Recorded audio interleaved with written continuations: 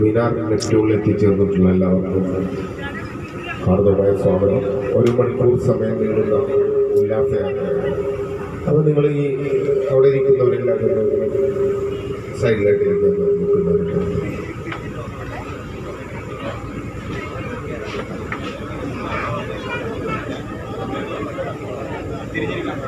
അപ്പോൾ എല്ലാവരും അങ്ങോട്ട് തിരിഞ്ഞിരിക്കുന്നവരെല്ലാവരും പ്രോപ്പറായിട്ടായിരുന്നു സൈഡിലായിട്ട് നിൽക്കുന്നില്ല. അങ്ങോട്ട് ആലോചിച്ചിരിക്കുന്നത് എല്ലാവരും സൈഡിലായിട്ട്. അതുപോലെ ചെറിയ കുട്ടികളെയൊക്കെ എടുത്തിട്ടായിരുന്നു തന്നെ ഹാൻഡിൽസിന് സൈഡിലായിട്ട് പോയി നിൽക്കരുത് നിങ്ങൾ. അതേപോലെ ആ ക്യാബിൻസിൽ അവിടെ പോയി നിൽക്കരുത്. ഓക്കെ, അത്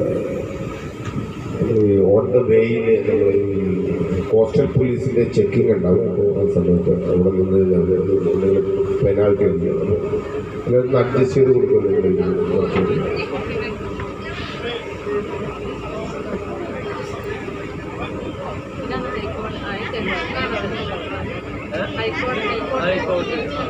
എന്തെങ്കിലും കാഴ്ചകൾ കണ്ടു കഴിഞ്ഞാൽ എല്ലാവർക്കും ഒരു സൈഡിലായിട്ട് പോകണമെന്നില്ല. എല്ലാവരും ഇരുന്ന് കഴിഞ്ഞാൽ എല്ലാ കാഴ്ചകളും ഇരുവശങ്ങളായിട്ട് കാണാൻ സാധിക്കും.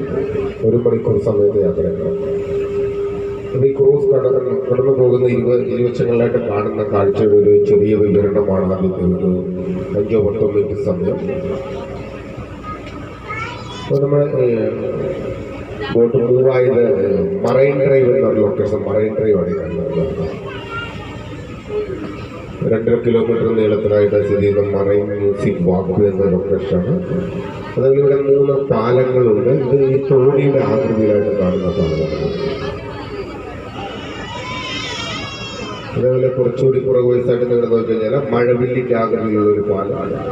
അതേപോലെ ഈ ലൈനിൽ തന്നെ നോക്കിക്കഴിഞ്ഞാൽ കെട്ടുവള്ളത്തിൻ്റെ ആകൃതിയിലുള്ള പാലം. അങ്ങനെ 3 പാലങ്ങളാണ് ഈ മറൈൻ മ്യൂസിയം വാക്കുകളിൽ. അതേപോലെ ഇത് ഹൈക്കോടതി ജംഗ്ഷനാണിത്. ഇവിടെ നോക്കിക്കഴിഞ്ഞാൽ കേരള ഹൈക്കോടതി കാണാൻ സാധിക്കും. നോക്കിക്കഴിഞ്ഞാൽ കേരള ബിൽഡിങ്ങിന് പുറകുവശത്തായിട്ട് കാണുന്ന ലൊക്കേഷൻ കേരള ഹൈക്കോർട്ടാണ്. അതുകൊണ്ട് നമുക്കറിയാം കൊച്ചിയിൽ ധാരാളം ദ്വീപുകൾ സ്ഥിതി ചെയ്യുന്ന ഒരു സ്ഥലമാണ്. അങ്ങനെ നമ്മൾ ഈ യാത്ര ചെയ്ത് പോകുന്ന സമയത്ത് ഒരു 3-4 ദ്വീപുകൾ മാത്രമേ നമുക്ക് കാണാൻ സാധിക്കത്തുള്ളൂ. അതേപോലെ ഇവിടെ ഗോശ്രീ ദ്വീപുകൾ എന്ന പേരിൽ അറിയപ്പെടുന്ന ദ്വീപുകളാണ് ഇത്. മുളവുകാട് ദ്വീപ്, അതേപോലെ വല്ലാർപാടം, പൈപ്പിൻ ദ്വീപുണ്ട്. ഇവയെ തമ്മിൽ കണക്ട് ചെയ്തിട്ടുള്ള പാലങ്ങളാണ് ഈ ഗോശ്രീ പാലങ്ങൾ എന്ന പേരിൽ അറിയപ്പെടുന്ന 3 പാലങ്ങളുണ്ട്. ഇത് ഫസ്റ്റ് സെഗ്മെൻ്റാണ്. ഇത് കണക്ട് ചെയ്തിരിക്കുന്നത് എറണാകുളത്തെയും അതേപോലെ ബോൾഗാട്ടി എന്ന ഒരു സ്ഥലത്തെയും കണക്ട് ചെയ്തിട്ടുള്ള ഒരു പാലമാണ്. നമ്മൾ കുറച്ചുകൂടി മുൻവശത്തോട്ട് ചെന്ന് കഴിഞ്ഞാൽ നമുക്ക് മറ്റൊരു പാലം കാണാം. അതേപോലെ 2 പാലങ്ങൾ കാണാൻ സാധിക്കും. വല്ലാർപാടത്തെയും അതേപോലെ ഈ മുളവാട് ദ്വീപിനെയും ഈ ബോൾഗാട്ടി എന്ന ലൊക്കേഷൻ കണക്ട് ചെയ്ത പാലം. അതേപോലെ കൊച്ചി ഷിപ്പ് യാർഡാണ് കാണുന്നത്. അവിടെ നോക്കിയാൽ കാണാൻ സാധിക്കും. ആ ട്രെയിനുകളൊക്കെ കൂടി നിൽക്കുന്ന ആ ലൊക്കേഷൻ അത് കൊച്ചി ഷിപ്പ് യാർഡാണ്. അത് തേവര എന്ന ഒരു സ്ഥലത്തായിട്ടാണിത് ലൊക്കേറ്റ് ചെയ്യുന്നത്.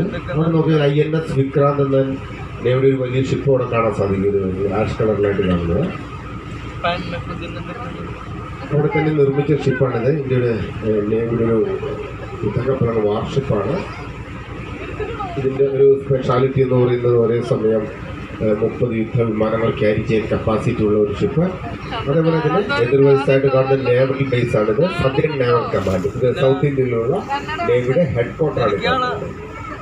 അതേപോലെ ഇവിടെ കായലിലായിട്ട് നോക്കിക്കഴിഞ്ഞാൽ ഇവിടെ ഈ പൈപ്പ് ലൈൻസ് ആയിട്ടുള്ള ഒരു ലൊക്കേഷൻ കാണാം. ഇത് COT കൊച്ചിൻ ഓയിൽ ടെർമിനൽ എന്ന പേരിൽ അറിയപ്പെടുന്ന ഒരു ബെർത്ത് കം പമ്പിംഗ് സ്റ്റേഷനാണ്. ഇവിടെ അവിടെ ഒരു ഷിപ്പ് കാണാം. ഇത് ക്രൂഡ് ഓയിലുകളൊക്കെ ആയിട്ട് വരുന്ന ഷിപ്പുകൾ ഇവിടെ ഒരു ഈ പൈപ്പ് ലൈൻസ് ഇവിടെ നിന്ന് കണക്ട് ചെയ്ത് പോയിരിക്കുന്നത് അമ്പലം മുകൾ എന്ന സ്ഥലത്തെ ഓയിൽ റിഫൈനറിലേക്ക് കണക്ട് ചെയ്തിട്ടുണ്ട്. ഇവിടെ ഈ ക്രൂഡ് ഓയിലുകളൊക്കെ പമ്പ് ചെയ്ത് പിന്നീട് റിഫൈൻ പ്രോസസ് വഴി അത് ഡീസലായി പെട്രോളൊക്കെ പിന്നീട് വിദേശ രാജ്യങ്ങളിലൊക്കെ എക്സ്പോർട്ട് ചെയ്യുന്ന ഒരു സ്ഥലം. ഇത് ബോൾഗാട്ടി പാലസ് ആണ്. നിങ്ങൾ ധാരാളം സിനിമകളിലൊക്കെ കണ്ടിട്ടുണ്ട്. അതേപോലെ കാഴ്ച കുറഞ്ഞ മൈ പോസ്റ്റ് സിനിമയിലൊക്കെ പഴയ സിനിമകളിലൊക്കെ സിനിമകൾ ധാരാളം ലൊക്കേഷനുകൾ ഇവിടെ വെച്ച് ഷൂട്ട് ചെയ്തിട്ടുള്ളതാണ്.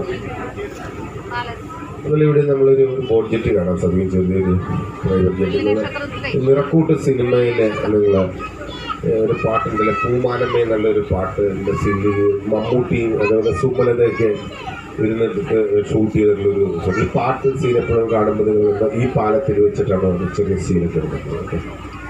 അതുപോലെ വില്ലിംഗ്ടൺ ഐലൻഡാണ് ഈ കാണുന്നത്. അപ്പോൾ എന്താണ് വില്ലിംഗ്ടൺ ഐലൻഡിൻ്റെ ഒരു സ്പെഷ്യാലിറ്റി?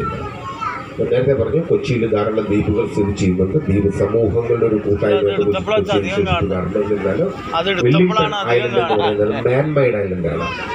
ഇത് മനുഷ്യനിർമ്മിതമായ ദ്വീപ് എന്നുള്ളതാണ് വില്ലിംഗ്ടൺ ഐലൻഡിന്റെ ഒരു സ്പെഷ്യാലിറ്റി. 1936 ഇവിടെ ആദ്യമായിട്ട് ഒരു ഷിപ്പ് വന്ന് അടുത്തത്.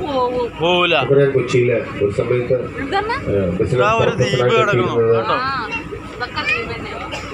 അറബികളായിരുന്നു, ചൈനക്കാർ വന്നു, പോർച്ചുഗീസുകാർ വന്നു, ഡച്ചുകാർ വന്നു, പിന്നീട് ഇംഗ്ലീഷുകാർ വന്നു. വാസ്കോഡി ഗാമ ഉൾപ്പെടെയുള്ള വിദേശികളൊക്കെ ഒരു സമയത്ത് തുറമുഖ നഗരമായിട്ട് ഉപയോഗിച്ചിരുന്നത് മട്ടാഞ്ചേരിയായിരുന്നു. ഇതിന് പ്രൊവോയ്സായിട്ട് കാണാൻ സാധിക്കും മട്ടാഞ്ചേരി. അപ്പോൾ ഇത് വേമ്പനാട് കായലാണ്. ഇവിടെ ഒരു തുറമുഖത്തിൻ്റെ ആവശ്യകത മനസ്സിലാക്കിയ ബ്രിട്ടീഷ് ഭരണകാലത്തെ മദ്രാസ് ഗവർണറായിരുന്ന ലോർഡ് വില്ലിംഗ്ടൺ അദ്ദേഹം ഒരു ഹാർബർ എഞ്ചിനീയർ എത്തുന്നത്. റോബർട്ട് ക്രിസ്റ്റോ എന്ന ഒരു സമർത്ഥനായ ഹാർബർ എഞ്ചിനീയർ 1920 ഈ സ്ഥലത്ത് വരികയും ഈ കായലിൽ അദ്ദേഹം ധാരാളം പഠനങ്ങൾ നടത്തി തിരിച്ചത് ഇംഗ്ലണ്ടിൽ പോയി. പിന്നീട് വരുന്ന സമയത്ത് 2 ഡ്രെഡ്ജറുകൾ അദ്ദേഹം അക്കാലത്ത് ലേഡി വില്ലിംഗ്ടൺ ലോർഡ് വില്ലിംഗ്ടൺ നാമകരണം ചെയ്ത 2 ഡ്രെഡ്ജറുകൾ. ആ ഡ്രെഡ്ജറുകൾ ഉപയോഗിച്ചിട്ട് സ്ഥലത്തുള്ള ചെളിയും കൊണ്ടുള്ള മാരിക്കൂട്ടി നീണ്ട 10 വർഷക്കാലം സമയമെടുത്ത് നിർമ്മിച്ച ദ്വീപാണ്. എന്നാൽ ഈ രീതിയിലായിരുന്നില്ല. വീണ്ടും എടുത്ത് വർഷങ്ങൾ പിന്നീട് തന്നെ ടെക്നോളജി ഉപയോഗിച്ചിട്ടാണ് ഇപ്പോൾ കാണുന്ന വില്ലിംഗ്ടൺ ഐലൻഡ് നിർമ്മിച്ചത്. ഇതിപ്പോൾ കൺട്രോൾ ചെയ്യുന്നത് നേവിയും അതേപോലെ കൊച്ചിൻ പോർട്ട് ട്രസ്റ്റുമാണ്. നമുക്കറിയാം നെടുമ്പാശ്ശേരിയിൽ എയർപോർട്ടൊക്കെ വരുന്നതിന് മുമ്പ് കൊച്ചിൻ എയർപോർട്ട് ആദ്യം സ്ഥിതി ചെയ്തിരുന്നത് ഈ കാണുന്ന വില്ലിംഗ്ടൺ ഐലൻഡിന് എന്തിലായിരുന്നു. ഓക്കെ, പഴയകാല സിനിമകളിലൊക്കെ നമ്മൾ കണ്ടതാണ്. അതുപോലെ ഇതിന് എൻഡിലായിട്ട് 2 ബിൽഡിങ്ങുകൾ കാണാം. ഒരു ടെമ്പിളിൻ്റെ മോഡലായിട്ടൊരു ബിൽഡിംഗ്, അഡ്മിനിസ്ട്രേഷൻ ബ്ലോക്കാണ്. ഇതിന് പുറകുവശത്തായിട്ടൊരു കെട്ടിടം കാണുന്നത് കേരളത്തിലെ ആദ്യത്തെ ഒരു 5 സ്റ്റാർ ഹോട്ടലാണ്. വിവാൻഡ ബൈട്ടാജ് എന്നുള്ള 5 സ്റ്റാർ വിലസ് ഹോട്ടലാണ്. അതിലിവിടെ മറ്റൊരു ഹോട്ടൽ കാണാം, ഒരു 5 സ്റ്റാർ ഹോട്ടലാണ് ഗ്രാൻഡ് ഹയാത്ത് എന്നൊരു 5 സ്റ്റാർ ഹോട്ടല്. അതേപോലെ ഇതിൻ്റെ സൈഡിലായിട്ട് ലുലു ഗ്രൂപ്പിൻ്റെ കീഴിൽ വരുന്ന international convention and exhibition centre സ്ഥിതി ചെയ്യുന്നുണ്ട് ഇതിൻ്റെ സൈഡിലായിട്ട്. ഓക്കെ, എല്ലാവരും മലയാളീസാണോ? ऐसे आदमी हिंदी सिर्फ हिंदी वासियों हिंदी मालूम मलयालम मालूम हिंदी में बात कर सकता हूँ ऐसी बात नहीं. അങ്ങനെ പറയുന്നത് എല്ലാവരും മലയാളീസാണ്, കുഴപ്പമില്ല.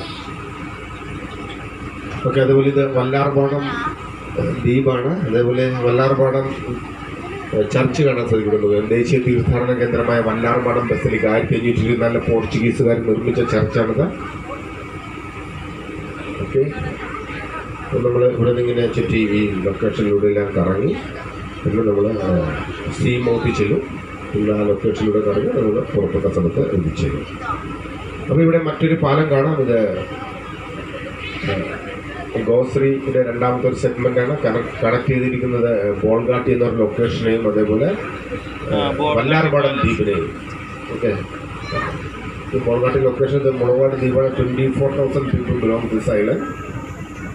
ഓക്കെ, അതേപോലെ ഇവിടെ മറ്റൊരു പാലം കാണാം. ഈ പാലത്തിനടിയിലൂടെ നിങ്ങൾ കുറച്ച് ദൂരത്തായിട്ട് നോക്കിയാൽ മറ്റൊരു പാലം കാണാൻ സാധിക്കും. ഈ പാലത്തിൻ്റെ ഒരു സ്പെഷ്യാലിറ്റി എന്ന് പറയുന്നത് longest second railway bridge in India.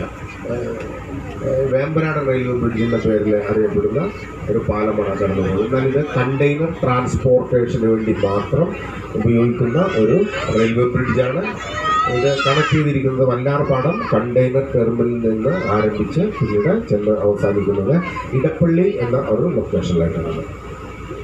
Okay, അപ്പോൾ നിങ്ങളുടെ കൂട്ടത്തിൽ ആരെങ്കിലും പാട്ടുകാരുണ്ടോ? സിംഗേഴ്സ് ആരാണ് പാട്ട് പാടുന്നത്? കുട്ടികളുടെ ഭാഗത്ത് നിന്ന് ആരെങ്കിലും ഉണ്ടോ പാട്ട് പാടാറ്? ആരാ വരുന്നത്? വാ, വോളണ്ടറി ആയിട്ടാണ് ഞാൻ വരുന്നത്. ഈ സൈഡിൽ നിന്ന് ആരാ വരുന്നത്? വാ, ഇതൊരു ചാൻസാണ്, ഒരവസരമാണ്. വാ,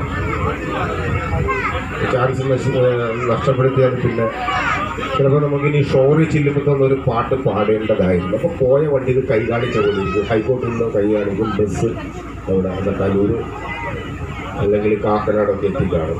പാലാരോട്ട് തന്നെ അപ്പോൾ ആരാണ് വരുന്നത്? ഞാനൊരു പാട്ട് പാടാം കേട്ടാ എന്ന് പറഞ്ഞു. വാ, ആരാ വരുന്നത്? ആരാണ് അങ്ങനെ വരുന്നത്? ഈ ലൈനിൽ കുട്ടികൾക്ക് മാത്രമല്ല മുതിർന്നവർക്കും പറയാം. വാ വേഗം. അല്ലെങ്കിൽ ഇവിടെ ആരാ ഈ ലൈനിൽ? ഇവിടെ ഒരു പ്രൊഫഷണൽ സിംഗർ ഇവിടെ പ്രസന്റ് ആണ്. ഓക്കെ, നിങ്ങളുടെ കൂട്ടത്തിൽ ആരെങ്കിലും ഉണ്ടെങ്കിൽ